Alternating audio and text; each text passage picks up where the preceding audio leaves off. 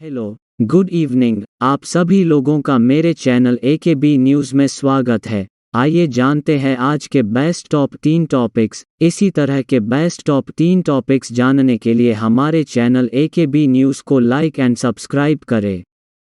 आज के top 3 topics कुछ इस प्रकार है। 1. PM का कहना है कि 3 कृषि कानून निरस्त किए जाएंगे। 2. पेटीएम, भारत के अब तक के सबसे बड़े बाजार में शेयरों में गिरावट। 3. आश्रितों को ठग रहा है प्रबंधन। चलिए अब डिटेल्स में स्टार्ट करते हैं।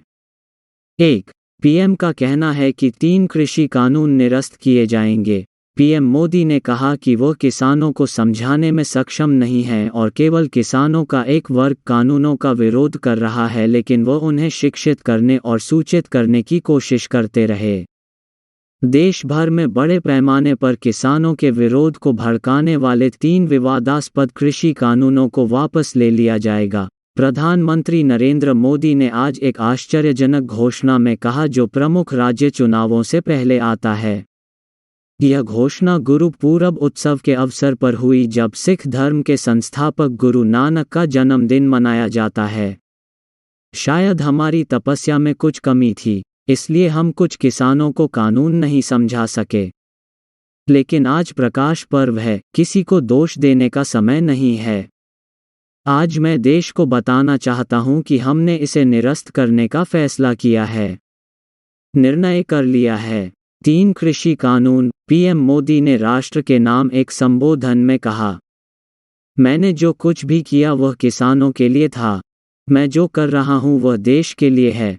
पंजाब, हरियाणा, उत्तर प्रदेश और राजस्थान के हजारों किसान नवंबर 2020 से दिल्ली के बाहर डेरा डाले हुए हैं और इस कानून को वापस लेने की मांग कर रहे हैं।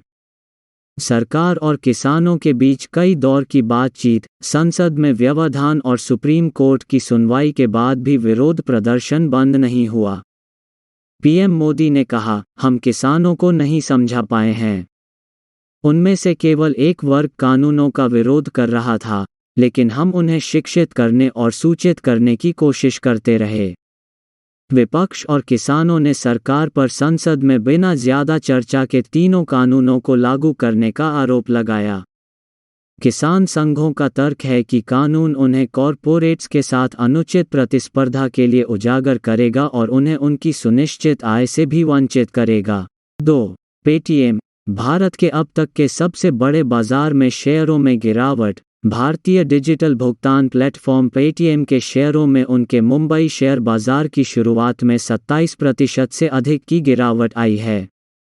कंपनी ने देश के अब तक के सबसे बड़े आरंभिक सार्वजनिक निर्गम IPO में $2.5 अरब जुटाए हैं। पेटीएम के बिजनेस मॉडल के घाटे में चल रहे कुछ निवेशकों ने चिंता जताई है। फर्म चीनी भुगतान की दिग्गज कंपनी चीटी और जापानी प्रौद्योगिकी समूह सॉफ्टबैंक को अपने सबसे बड़े समर्थकों में गिनाती है।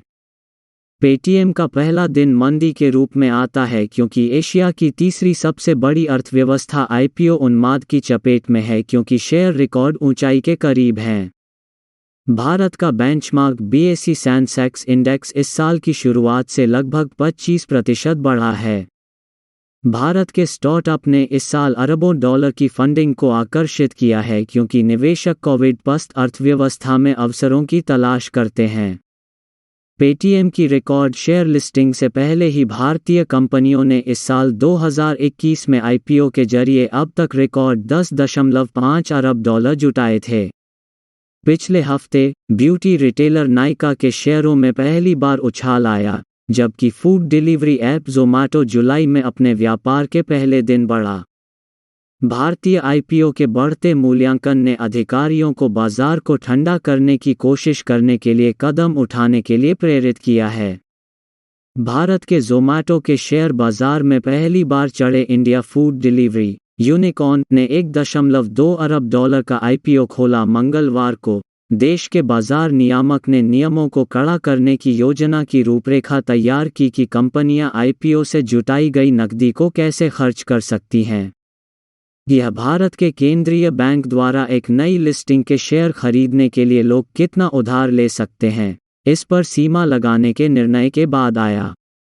विजय शेखर शर्मा द्वारा स्थापित, जिन्हें कभी भारत के सबसे कम उम्र के अरबपति के रूप में नामित किया गया था, पेटीएम का मंच 2010 में लॉन्च किया गया था।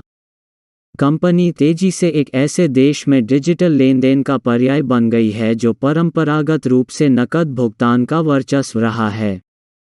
पेटीएम को प्रधानमंत्री नरेंद्र मोदी की सरकार द्वारा नकदी के उपयोग पर अंकुश लगाने के लिए एक बड़ा बढ़ावा दिया गया था, जिसमें 5 साल पहले प्रचलन में लगभग सभी बैंक नोटों का विमुद्रीकरण शामिल था।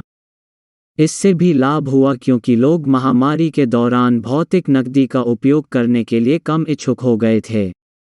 भारत में लगभग 22 मिलियन दुकान मालिक, टैक्सी और रिक्शा चालक और अन्य विक्रेता अब प्लेटफॉर्म के नीले और सफ़ेद क्यूआर कोड स्टिकर का उपयोग करके भुगतान स्वीकार करते हैं।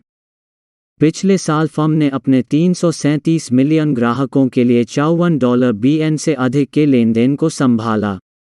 3. आश्रितों को ठग रहा है प्रबंधन। आश्रितों को ठग रहा है प्रबंधन। बोकारो मृत कर्मचारी आश्रित संघ का नियोजन की मांग को लेकर प्रशासनिक भवन के मुख्य द्वार के सामने तीसरे दिन भी धरना जारी रहा। आश्रितों ने कहा कि प्रबंधन की लापरवाही से आश्रित परिवार भुखमरी के कगार पर हैं। योजना की कमी के कारण हम अपने बच्चों को शिक्षित नहीं कर पा रहे हैं। बीएसएल प्रबंधन के कहने पर जिला प्रशासन भी कार्यक्रम को टालने का प्रयास कर रहा है ताकि धरना समाप्त हो सके। आश्रितों की स्थिति दिन ब दिन खराब होती जा रही है। योजना को लेकर कई बार आंदोलन हुए, लेकिन प्रबंधन आश्रितों के साथ नहीं है। प्रबंधन केवल आश्रितों को ठगने में लगा हुआ है। उन्होंने कहा कि जब तक प्रबंधन हमारी मांगों पर सकारात्मक पहल नहीं करता तब तक धरना कार्यक्रम जारी रहेगा। बढ़ती ठंड से धरने पर बैठे आश्रित बीमार हो रहे हैं। कहा कि आश्रित शकील अहमद, शेख जाफर, राजकुमार पाठक और रमन कुमार भूख हड़ताल पर बैठे हैं, फिर भी प्रबंधन सुध नहीं ले रहा है। इस अवसर पर इस्माइल अंसारी, शिव कुमार, धुन मांझी, अनिल कुमार, उपेंद्र कुमार, बजरंगी लाल, शंभू कुमार, विपिन हेम्ब्रम, सोहन मांझी, रामजीत मांझी, दुर्गा प्रसाद मांझी, भगवती कुमारी, आशा कुमारी, बासमती कुमारी, मीना कुमारी, बनमाली कुमार, लकी कुमार, दिनेश कुमार आदि उपस्थित थे। ये थी आज की बेस्ट टॉप 3 टॉपिक्स। इसी तरह के बेस्ट टॉप 3 टॉपिक्स जानने के लिए हमारे चैनल AKB न्यूज़ को लाइक एंड सब्सक्राइब करें और हमारे ब्लॉग को फॉलो करें। AKB न्यूज़, धन्यवाद।